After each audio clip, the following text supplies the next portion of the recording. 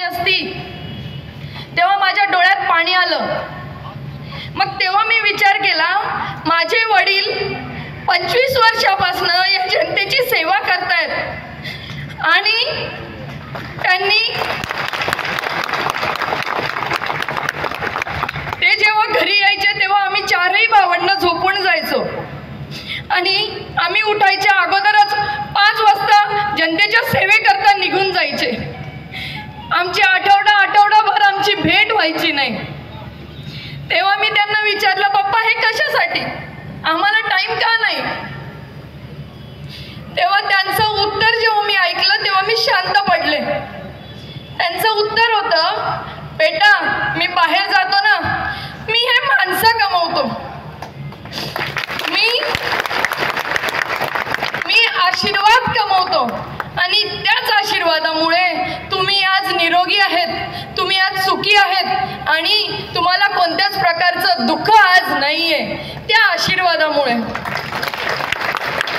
पैसा खूप कमवून घेऊ आणि पैसा टिकतो का कोणाकडे? पण आशीर्वाद वाया जातो का कोणाचा? जेव्हा आशीर्वाद कमवतो तेव्हा तो वाया जात नाही, हे माझ्या वडिलांचं उत्तर मला होतं। तेव्हा आम्ही सगळे शांत झालो। पप्पा तुम्हाला कधी सांगितलं नाही, पण जेव्हा मी हॉस्टेलला होती, पुण्यात शिकायला होती, तेव्हा तुमचा मला फोन यायचा।